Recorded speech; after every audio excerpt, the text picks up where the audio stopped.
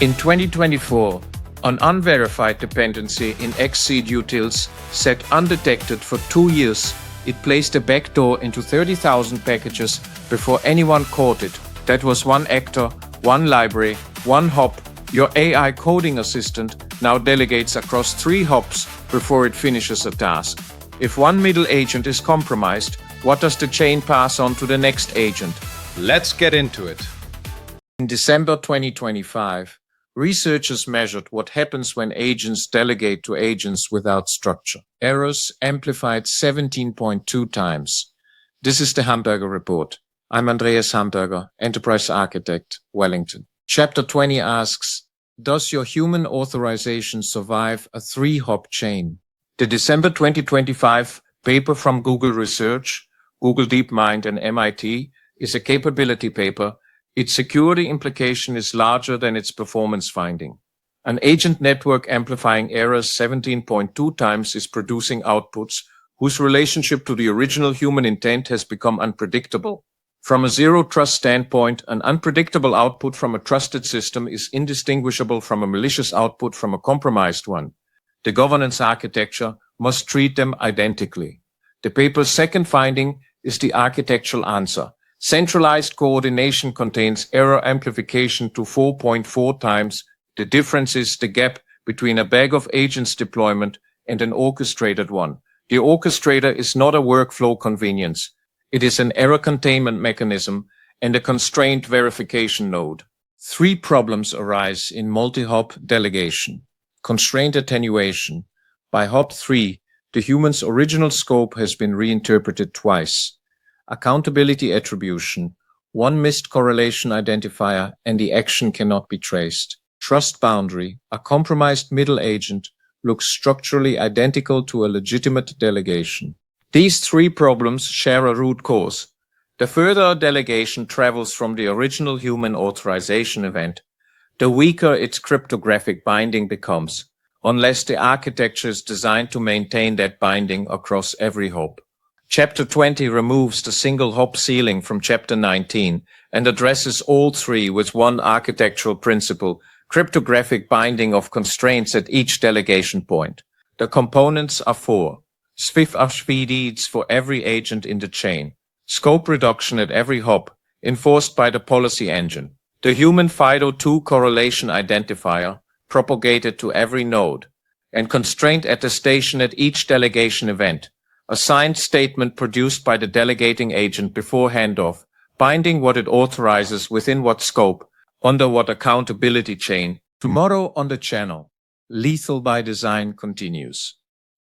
If you have been following the governance argument in this series, Friday's episode is the direct read across, where the accountability gap sits when lethal decisions enter the agent chain. Same zero-trust lens applied to one of August's most consequential governance questions. Architecture is the first security decision.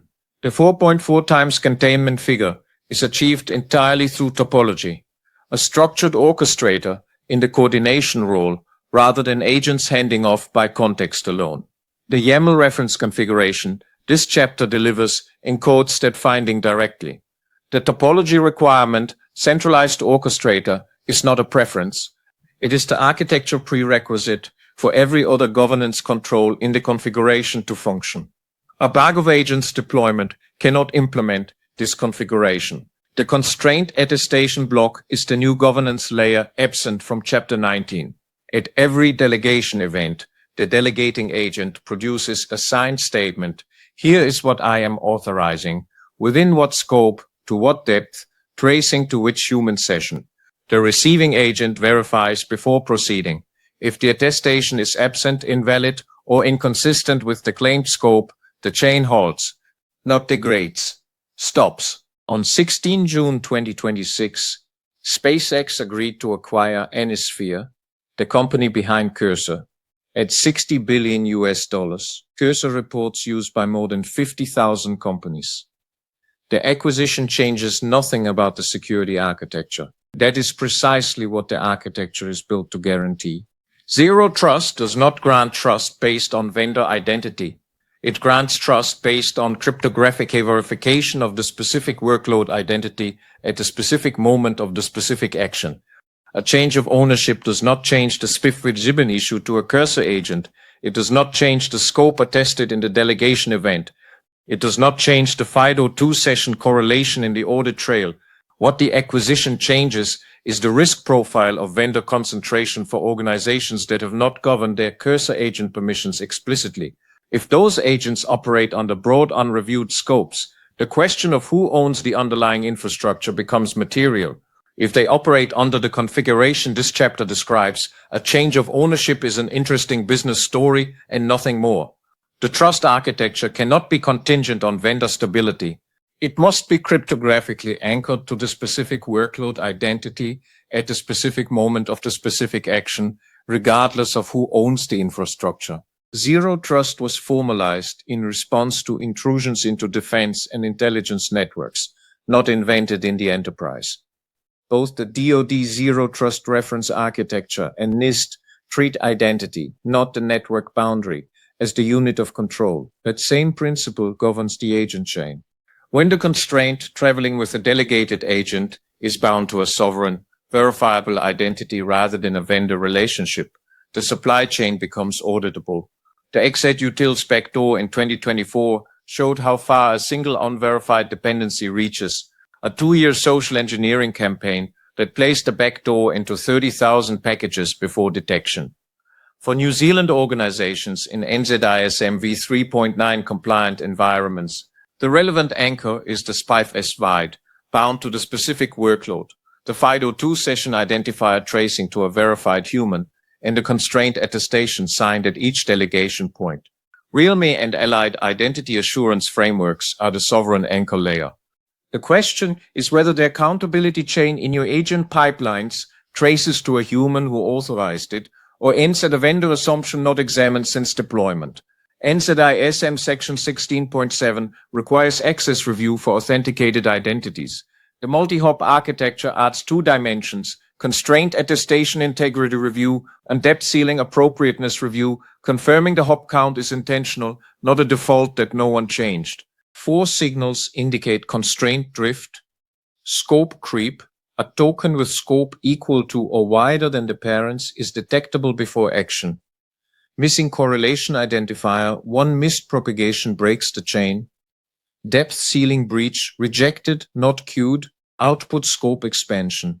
Surfaces to a human, not autonomous rescoping. The audit trail, produced by the governed multi-hop architecture, is designed for downstream detection. Every delegation event generates a signed constraint attestation.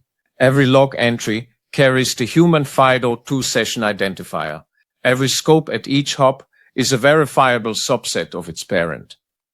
Chapter 27 will address the observability engineering.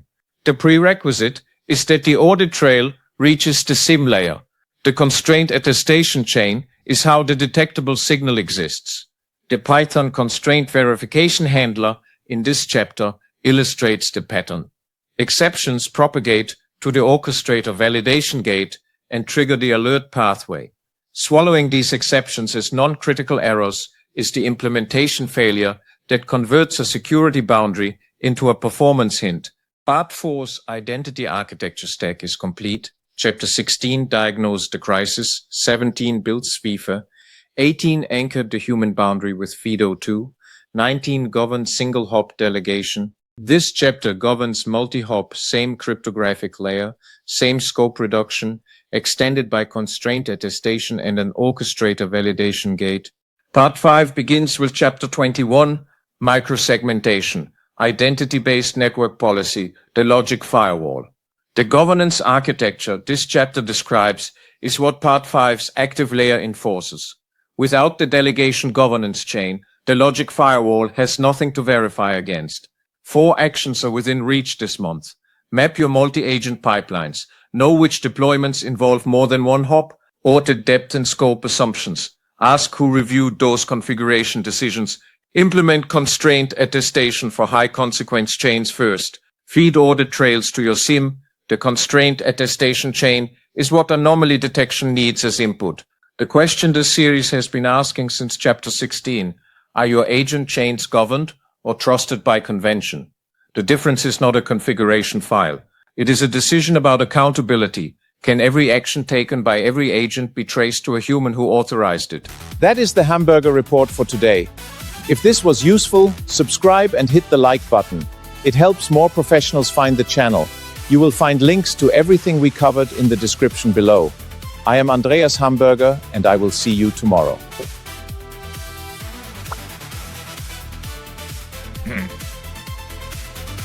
Like and subscribe.